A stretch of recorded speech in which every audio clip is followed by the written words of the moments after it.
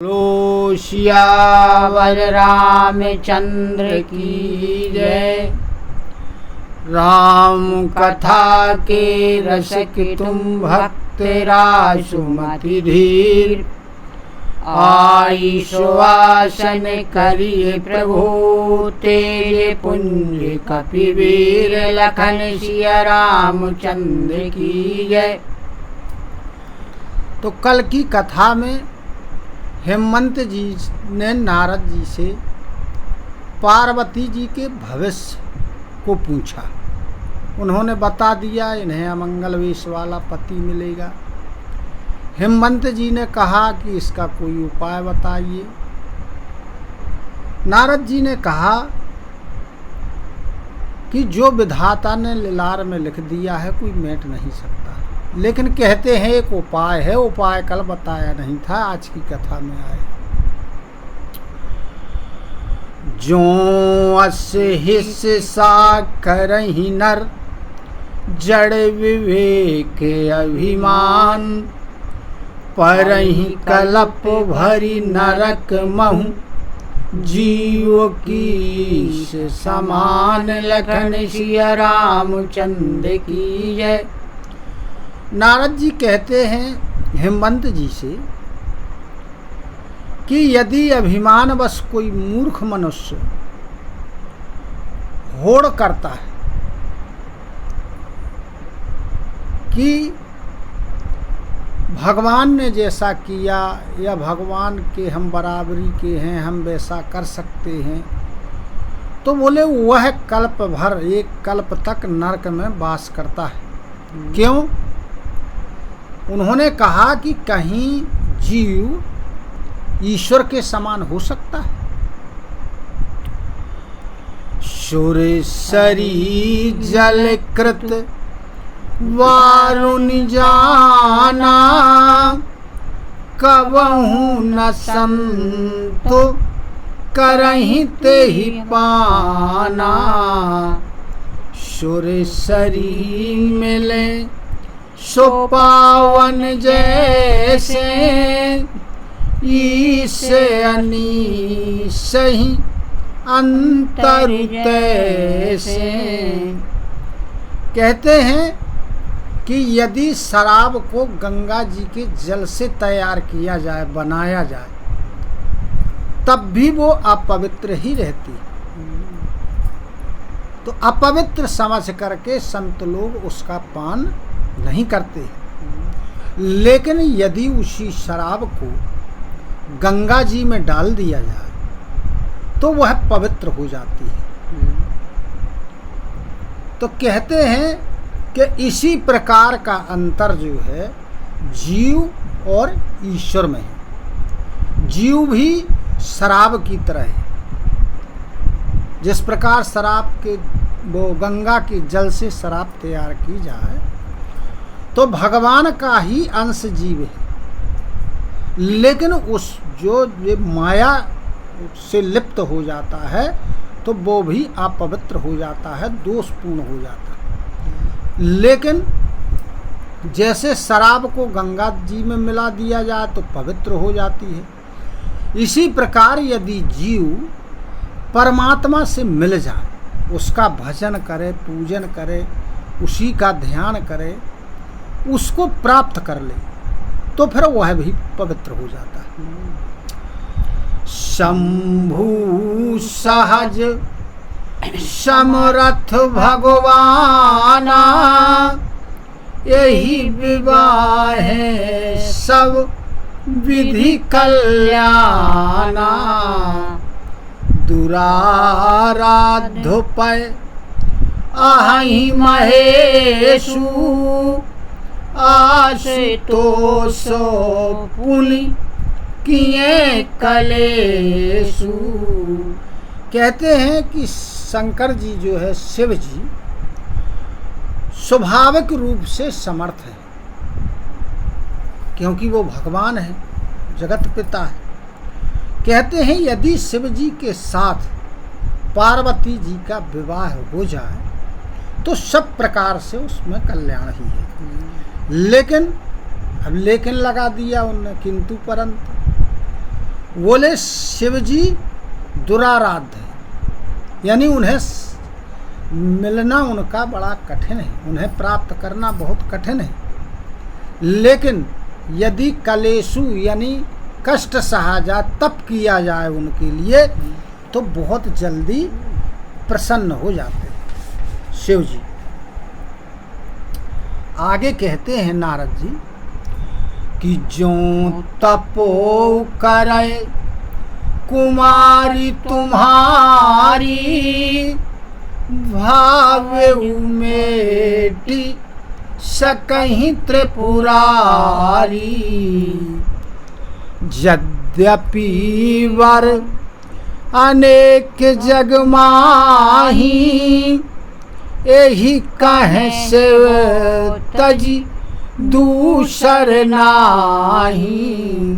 कहने लगे नारद जी कि यदि यह तप करे तुम्हारी पुत्री, तपस्या करे, तो जो त्रिपुरारी शिव जी हैं वो विधाता के लेख को भी बदल सकते हैं, मिटा सकते हैं। जिस शिव जी में शक्ति है विधाता के लेख को मिटाने की।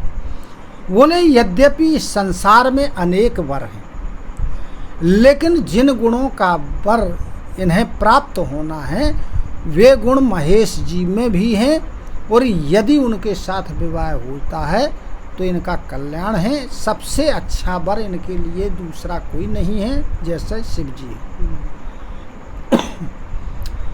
वरदायक प्रणतारति भंजन, कृपा सिंधु से वक मनरंजन। इच्छित फल बिनु शिव अवराधे, लहिए न कोटि जोग जप साधे।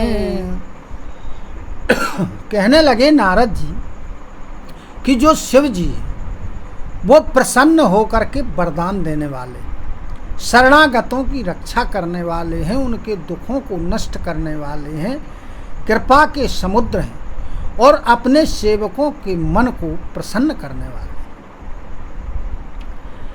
और शिव जी की आराधना यदि ना की जाए,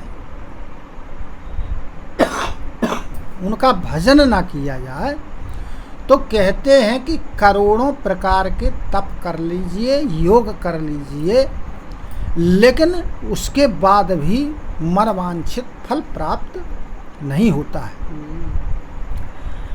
अस कही नारद सुमिरी हरि, गिरि जहीं दीन आशीष। हो यही यह कल्याण अब, संशय तजहु गिरीश। लखन सिया रामचंद्र की जय।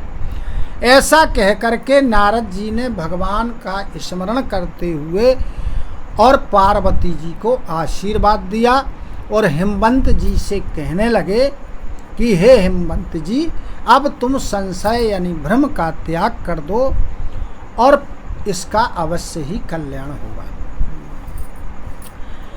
कहियसो ब्रह्म भवन मुनि गए, आगिल चरित सुनहु जस भयऊ। पति एकांत पाई कहे मैना, नाथ न में समुझे मुनि बैना। ऐसा कह करके नारद जी ब्रह्म भवन यानी ब्रह्मलोक को, ब्रह्मा जी के पुत्र हैं, ब्रह्मलोक को चले गए। अब तुलसीदास जी कहते हैं कि आगे जो चरित्र हुआ, याज्ञवल्क्य जी भरद्वाज जी से कहते हैं कि इसके आगे जो हुआ वह मैं तुम्हें सुनाता हूँ, मन लगा करके सुनो। आगे क्या हुआ कि जब नारद जी चले गए, तब एकांत में जब और सखियाँ इनकी चली गईं, वृद्ध बड़ी स्त्रियाँ चली गईं, तब अब एकांत हो गया। एकांत हो गया तो जब मैना ने अपने पति हिमवंत जी को एकांत में पाया तो वो अपने पति से कहने लगी कि हे नाथ, मैंने नारद जी के वचनों को समझा नहीं, मेरी समझ में नहीं आया है कि इन्होंने क्या कहा है और क्या होगा। जो घरु बरु कुलु होई अनुपा, करिए विवाहु सुताय अनुरूपा। नत कन्या वरु रहु कुंवारी, कंते उमामम प्राण प्यारी। कहने लगी मैना कि यदि घर और बर और कुल यदि पुत्री के अनुरूप है, अच्छा है, तब इसका विवाह आप करिए, नहीं तो मेरी पुत्री कुंवारी ही रहेगी, क्योंकि ये मुझे प्राणों से भी अधिक प्रिय है। अब कारण क्या है? घर अच्छा हो, लोग अच्छे हों, वर अच्छा हो। अब वर के शास्त्र में जो है लक्षण बताए गए। वर के लक्षण कहे कुलम च शीलम च सनाथना च विद्या च वित्तम च वपुर वयश्च। 7 गुण वर में होना चाहिए। इसी प्रकार कन्या के भी गुण हैं कि कन्या कैसी होना चाहिए। तो कहने लगी कि कुंवारी रहेगी तो अच्छा है।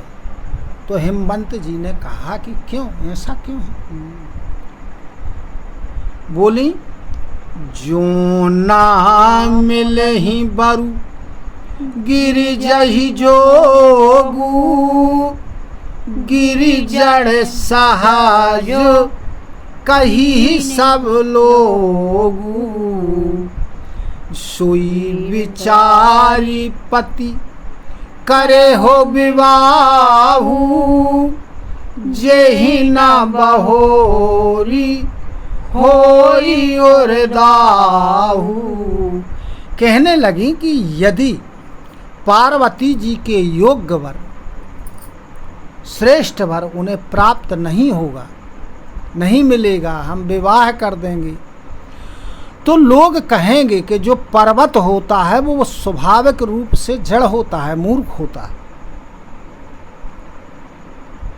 अतः ऐसा विचार करके, बड़े सोच विचार के विवाह करना आप, जिससे बाद में कोई पछतावा न रहे।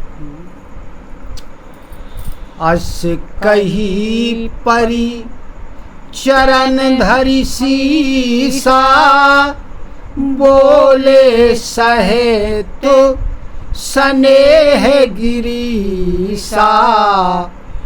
बरु पावक प्रगटय शशि माही, नारद बचन अन्यथा नाही। ऐसा कह करके मैना जी हिमवंत जी के चरणों में गिर पड़ी। तब हिमवंत जी ने प्रेम के साथ उनसे कहने लगे, कहते हैं कि चंद्रमा में, जो चंद्रमा शीतल होता है, शीतलता प्रदान करता है, चंद्रमा में भले ही अग्नि प्रकट हो जाए, चंद्रमा अंगारे छोड़ने लगे, गर्मी देने लगे, लेकिन नारद जी के वचन झूठे नहीं हो सकते। जो उन्होंने कहा है वो सत्य ही है और वही होगा। इसलिए तुम क्या करो, प्रिया सोचु पर हरहु सब, सुमिरहु श्री भगवान। पार्वती निर्मयो जहि, सोई करहि कल्याण। लखन सिया रामचंद्र की जय। कहने लगे कि हे प्रिय, तुम सोच का परित्याग कर दो और भगवान का स्मरण करो। जिसने पार्वती जी को जन्म दिया है वही उसका कल्याण करेंगे। अब जो तुम ही सुता परनेहु तो अस जाई सिखावन देहु। करे सो तप जेहि मिलहि महेशु आन उपाय न मिटहि कलेशु। कहने लगे कि यदि तुम्हें अपनी पुत्री के ऊपर प्रेम है तो जाकर के उसको ऐसी शिक्षा प्रदान करो। माता पिता का धर्म है पुत्री को हमेशा अच्छी शिक्षा प्रदान करे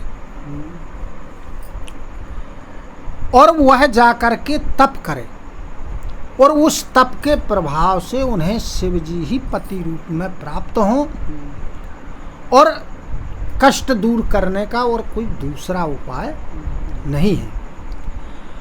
नारदो वचन सगर्भ सहेतु सुंदर सवो गुनि निद वृक्ष केतु। अस विचारी तुम तजहु असंका सबही भांति शंकरु अलकलंका। नारद जी ने जो वचन कहे हैं वो रहस्य से भरे हुए हैं और कारण सहित हैं। उनका कारण है शिव जी समस्त गुणों के धाम हैं, सुंदर हैं। ऐसा विचार करके तुम संदेह का त्याग कर दो और शंकर जी जो शिव जी हैं सब प्रकार से कलंक से रहित हैं। सुनी पति वचन हरसि मन माही गई तुरत उठी गिरिजा पाही। उमही बिलोकी नयन भरवारी सहित स्नेह गोद बैठारी। अब जब पति के ऐसे वचनों को मैना जी ने सुना तो तुरंत उठ करके पार्वती जी के पास पहुंची। पार्वती जी को देखकर उनके नेत्रों में प्रेम के आंसू आ गए। उन्होंने प्रेम के साथ उनको अपनी गोद में बिठा लिया। वारही वार लेती उरलाई गद गद कंठो न कछु कही जाई। जगतो मातु सर्वज्ञ भवानी मातु सुख दो वो नी मृदुवानी। अब बार बार मैना जी पार्वती जी को अपने हृदय से लगा रही हैं। उनका कंठ भर गया जिसके कारण वो कुछ कह नहीं पा रहे। माता पार्वती जी ने, भवानी जी ने, क्योंकि वो तो जगत की माता है, सब कुछ जानने वाली है, सब समझ लिया। तब माता को सुख प्रदान करने वाली कोमल वाणी में कहने लगी पार्वती जी कि सुनहि मातु में दीखेस सपन सुनावं तो ही सुंदर गौर सुविप्रवर आसुपदेश मोहि लखन सिया रामचंद्र की जय। पार्वती जी बोली कि हे माता, मैंने आज एक स्वप्न देखा।